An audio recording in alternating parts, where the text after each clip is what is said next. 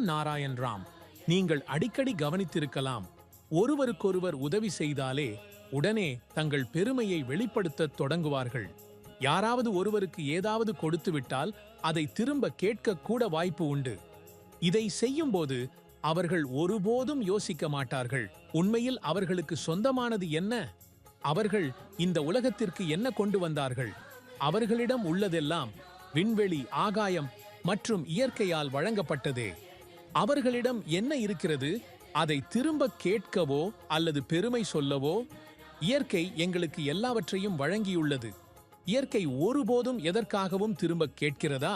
சூரியன், சந்திரன், ஆகாயம் மற்றும் அனைத்து கோள்களும் எங்களுக்கு ஏராளமானவற்றை வழங்குகின்றன.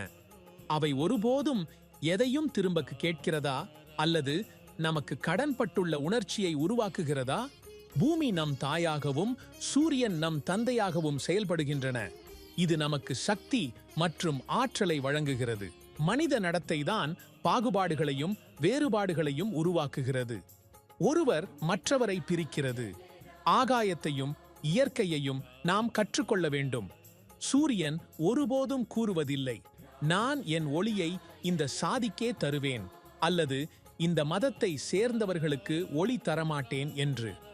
ஆகாயம் ஒருபோதும் யாருக்கோ வாழ்க்கையை மறுக்காது. கோள்கள் ஒருபோதும் அவர்களின் ஆற்றலை யாருக்கும் மறுக்காது. இதுதான், மனிதர்கள்தான் இப்படியான பாகுபாடுகளை பரப்புகிறார்கள்.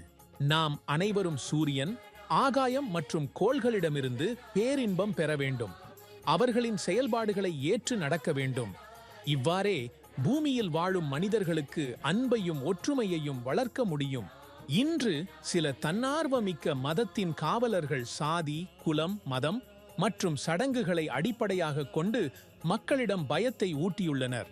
குறிப்பிட்ட நடவடிக்கைகள் செய்யப்படாவிட்டால் பேரழிவு நேரிடும் என்ற நம்பிக்கையை உருவாக்கியுள்ளனர். இந்த பயத்தின் நிழலில் உலகம் வாழ உந்தப்படுகிறது.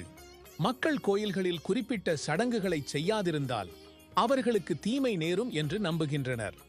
இந்த விலாசங்கள் சமூகத்தில் சிலரின் காரணமாக மக்கள் மனதில் இடம் பிடித்துள்ளன. மக்களை உண்மையுடன் எதிர்கொள்ள வேண்டிய நேரம் வந்துவிட்டது. பெரிய உண்மை என்னவென்றால், நாம் இன்று உள்ளதெல்லாம் அல்லது நமக்குள்ளதெல்லாம் ஆகாயத்தாலும் இயற்கையாலும் வழங்கப்பட்டது. எனவே மனிதர்கள் உருவாக்கிய நம்பிக்கைகளை பற்றி பயப்பட வேண்டியதில்லை. தேவை ஆன்ம சிந்தனை செய்யவும், உள் மனதை கேட்கவும், மனசாட்சி வழிகாட்டுதல்களை ஏற்றுக்கொள்ள வேண்டும். நீங்கள் வாழ்க்கையில் எந்த வேலையையும் செய்தாலும் உங்கள் மனசாட்சி எப்போதும் உங்களை சரியான பாதையில் வழிநடத்தும்.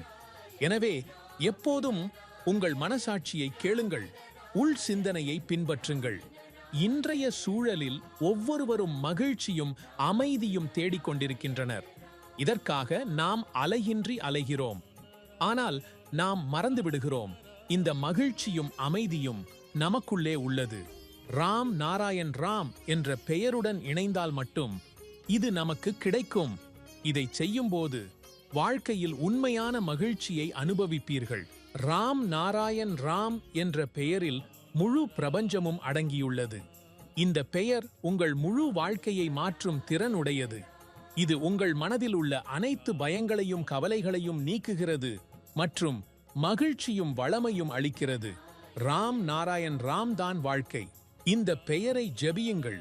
உங்கள் வாழ்க்கையில் நிகழும் அதிசயங்களை பாருங்கள்.